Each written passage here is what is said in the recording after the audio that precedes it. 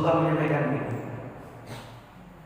Man kana akhiru kalamihi la ilaha illallah dakhala jannah.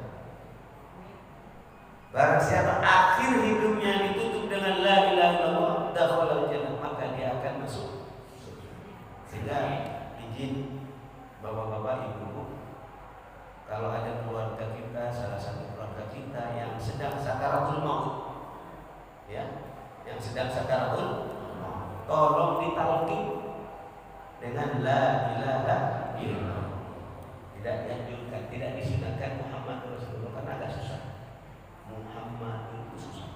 Tapi cukup dengan la ilaha illallah. Talqin la ilaha illallah, la ilaha illallah. Ajarin. Kalau si calon mayit sudah ngomong Allah, la ilaha illallah, diam. Diam. Apa maksudnya diam lagi? Agar akhir kalimat yang diucapkan adalah la ilaha illallah, sehingga masuk kepada apa yang disabdakan oleh Sayyidina Rasulullah, maka akhir kalamihi la ilaha illallah dakhala jannah. Barang siapa akhir hidupnya ditutup dengan la ilaha illallah, dia akan masuk surga. Ngigo lagi. Ngigo misalnya, talqin lagi. Dan yang lain tolong bacain surat Yasin, bacain surat Al-Ra'd, dicatat. Surat Yasin dan surat Al-Ra'd. Jadi sendiri surat Al-Ra'd. Baca. Surat Yasin tujuannya untuk apa? Tujuannya agar tergambar suasana akhirat. Yang kedua, surat Al-Ra'd itu dibacakan agar gampang keluarnya ruh. Paham ya? Saya punya pengalaman banyak karena saya cuma dikenal Kiai Misbah Al-Mayyiti. Pokoknya Misbah Al-Mayyiti karena ngurusin mayit dulu. Jadi hari-hari saya itu berhadapan juga selain dengan malam, berhadapan dengan mayit. Jadi kalau Bapak mungkin pernah melihat saya melatih jenazah se-DKI. Waktu itu korban COVID begitu banyak. Akhirnya Pak Gubernur memerintahkan agar ditangani oleh masyarakat. Karena waktu itu kan tidak mampu ditangani oleh rumah sakit. Kemudian diserahkan kepada puskesmas. Puskesmas juga kesulitan karena banyak yang wafat mulai bulan kemarin ya. Nah, kemudian diberitakan kepada MUI, saya sekretaris MUI di Komisi Dakwah, agar memberi pelatihan bagaimana sekiranya menangani jenazah COVID tapi berbasis masyarakat. Dari bagus. Jadi kalau sudah orang ngigo lagi, talqin lagi dengan la ilaha. Saya punya pengalaman begini.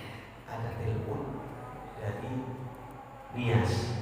Nias itu Sumatera Utara ya. Assalamualaikum Pak Kiai. Ya, saya memang muslim minoritas.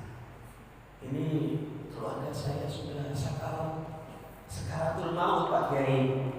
Sudah berapa hari? Sudah 3 hari. Sudah di mana dia? Di kamar ya. Ada yang jaga? Gak ada. Loh kok gak dijaga? Saya takut gitu. Jadi gedobak-gedobuk kayak ayam disembelih. Kasihan ya.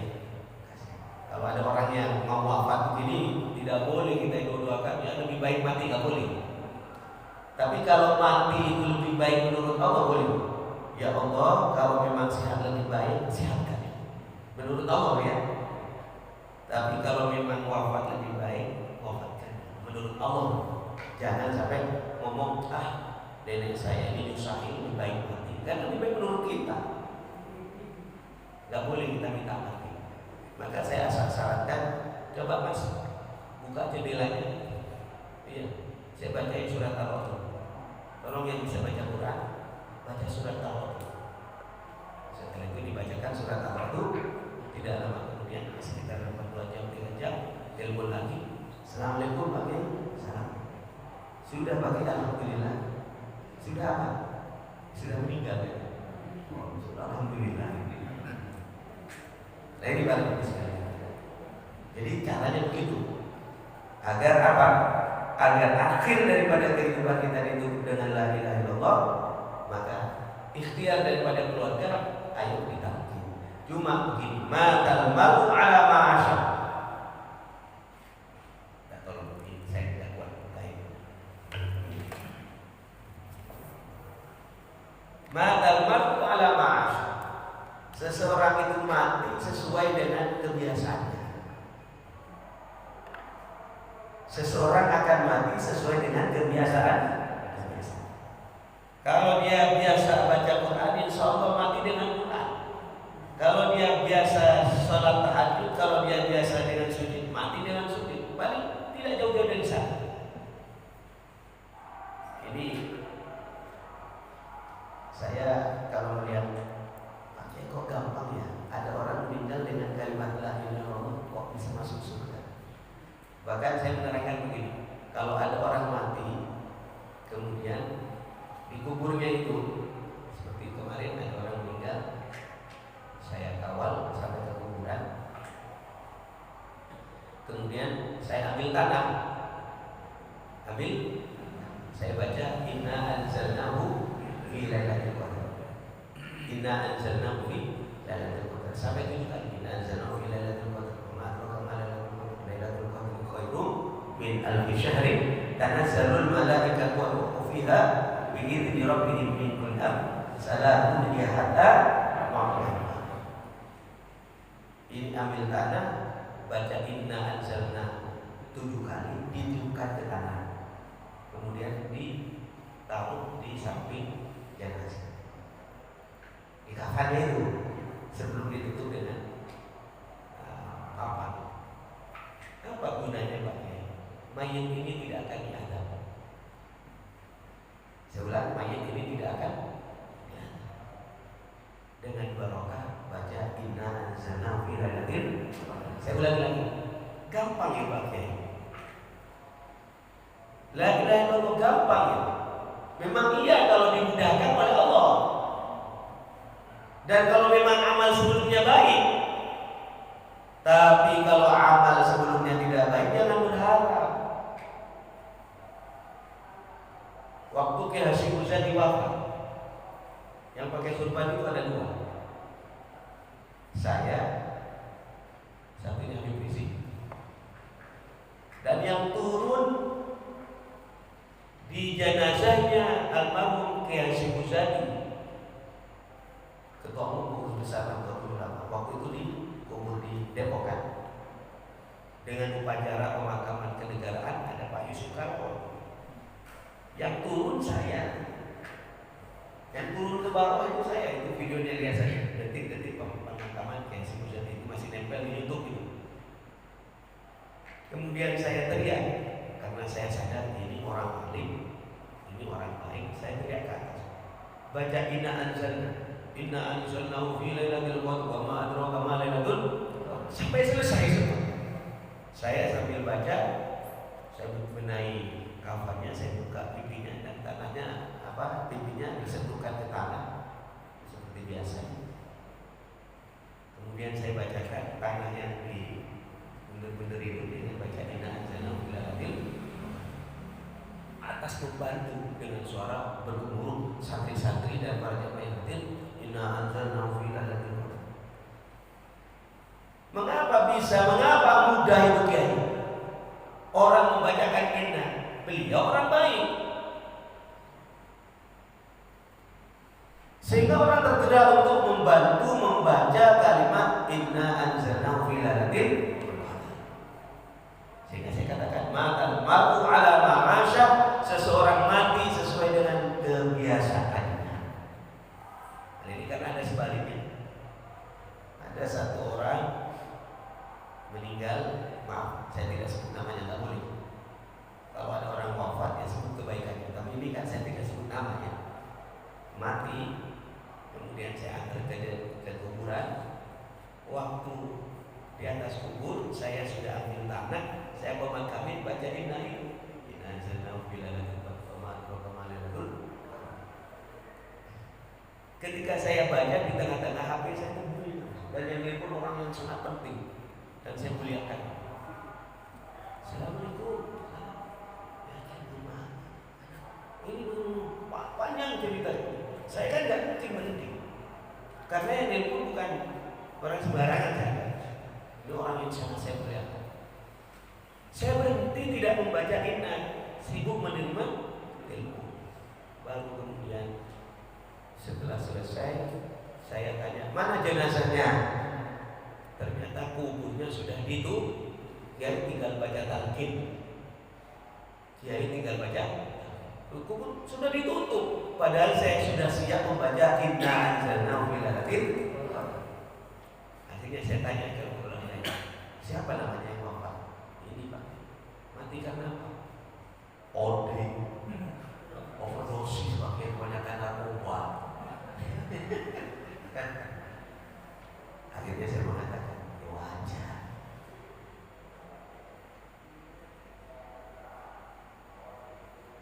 Wa an laisa lil insani illa ma sa'a. Manusia itu tidak akan mendapatkan kecuali apa yang pernah dia lakukan. Saya ini gak kenal dengan Ustaz Jafri Al-Bukhari, gak kenal saya. Ketika beliau wafat, simpang siur, mau disolati di rumah, mau disolati di mana. Tiba-tiba saya mendengar katanya mau disolati di Istiqlal. Saya gak kenal, rumah saya kan di Priok. Saya pikir ini gak mungkin saya bisa datang. Tapi kenapa hati saya tergerak? Dan orang mungkin sebagian dari bapak yang di sini lari ke Istiqlal. Penuh itu Istiqlal dengan orang yang sholat jenazah. Sampai saya itu nggak kebagian tempat sholat di luar saya. Pertanyaannya, siapa yang mendorong? Halo? Siapa yang mendorong orang membaca doa, mengirimkan doa sampai ke sana? Saya jawab, amalnya. Dikasih duit ini tahlilan dapat pesek gede-gede belum tentu datang. Iya benar, pengalaman belakang. Tetapi kalau orang yang baik ada saja menyebabkan kita itu semangat. Ini para jemaah sekalian, wal iqrar bil lisan, jadi harus diikrarkan dengan wal amal bil arkan. Kemudian kalau orang ngaku beriman harus dibuktikan dengan amal perbuatan. Aku beriman kepada Allah dan seterusnya. Saya sudah baca syahadat, tidak cukup. Harus dibuktikan dengan amal perbuatan. Amal perbuatan itu minim diucapkan, dibuktikan dengan 5 hal yang kita kenal dengan arkanul Islam, rukun Islam. Syahadat, sholat, apalagi puasa, zakat dan paling sedikit dibuktikan dengan ini. Kalau syahadat sekali lah, kalau zakat kalau punya uang, puasa cuma bulan uang, haji sekali. Yang tiap hari yang membedakan antara kita muslim dengan tidak itu adalah sholat. Karena itu mari para sekalian kita bersama-sama buktikan adanya iman itu di dalam hati. Di dalam kitab Nasrul Iman itu diterangkan bahwa kalau orang sudah beriman itu biasanya ada tandanya. Bapak beriman, ada tandanya. Saya beriman, ada tandanya. Ini gula, kenapa? Manis. Ini garam, kenapa? Asin. Kalau orang beriman, ada tandanya. Kalau di dalam kitab Nasrul Iman itu diterangkan, anna sya'irul iman, tanda orang beriman itu apa? Mudah-mudahan kita ada di dalamnya. Amin. Ini mohon diperhatikan. Tanda orang beriman arba'atun, ada 4. Yang pertama, orang beriman itu adalah at-taqwa. Orang beriman itu takut kepada Allah. Dia menjalankan perintah Allah, dia menjauhi larangan. Saya yakin di tempat ini orang beriman. Amin. Kenapa? Karena sedang menjalankan perintah Allah, yang menjalankan sholat sunnah. Kalau ada orang rajin berpuasa, saya katakan orang ini beriman. Kenapa? Wa fi mu'awadati siyam dalalatun 'ala iman. Orang yang rajin berpuasa menunjukkan ada iman. Yang nomor 2 para jemaah sekalian, anna sya'irul iman, tanda orang beriman itu adalah al-haya'u, punya malu. Malu berbuat maksiat. Yang nomor 3, anna sya'ara liman tanda orang beriman itu adalah asyukur. Orang beriman itu hidupnya selalu bersyukur. Syukur dengan lisan ucapkan alhamdulillah. Syukur dengan hati yakinkan bahwasanya apa yang kita rasakan dari ujung kepala sampai ujung kaki murni pemberian Allah. Kita ini tidak punya daya, tidak punya kekuatan. Ada asyukur bil jawarih, syukur dengan anggota badan. Maka para ulama menegaskan di saat kita melaksanakan sholat yang dimulai dengan takbir dan ditutup dengan salam, Allahu Akbar, seperti ditutup dengan salam, sejatinya kita sudah menjalankan 3 syukur. Syukur dengan lisan, syukur dengan hati, dan syukur dengan anggota badan. Karena sekalian, kalau kita mau bersyukur, caranya Rasulullah mengajarkan undur ila man huwa dunaka. Kalau kamu ingin orang bersyukur menjadi orang bersyukur, bandingkan dengan orang yang lebih melarang, bandingkan dengan orang yang lebih rendah daripada kita. Insya Allah kita akan menjadi orang bersyukur. Selanjutnya yang terakhir tanda orang beriman adalah as-sabru sabar. Yang terakhir yang top ini kadang-kadang saya mau pengajian begini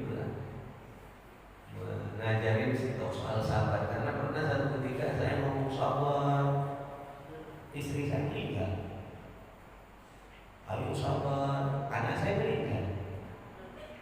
Ayo sabar, tiba-tiba mobil saya lagi parkir hilang. Tapi sehubungan harus belajar, saya sampaikan ya. Jadi kalau orang yang beriman pasti diuji. Ahasiban nasu an yudraku an yaqulu amanna wa hum la yuftanun. Ahasiban nas, apakah manusia itu menyangka an yudraku, dibiarkan sama Allah, an yaqulu amanna, dia berkata aku beriman, wa hum la yuftanun, dia tidak akan diuji. Kalau ngaku beriman pasti diuji. Dan ujian suka-suka gak kasih tahu. Kalau ngasih tahu bukan ujian, konten. Jadi kepada sekalian harus sabar. Dan orang yang paling tinggi ujiannya adalah para rasul, kemudian para sahabat, kemudian para ulama. Kalau kelas kita mungkin kelas TK, pertanyaannya ini apa? Ini kepala, ini apa? Ini rambut, ini apa? Ini tangan. Pertanyaannya mudah. Tambah tinggi pertanyaan tambah sulit. Demikian juga di dalam kehidupan kita. Kalau kita ngaku beriman, orang yang paling tinggi derajatnya itu ujiannya paling tinggi. Karena itu para jemaah sekalian, kita mohon kepada Allah agar supaya iman dan Islam kita ini dikuatkan oleh Allah Subhanahu wa taala.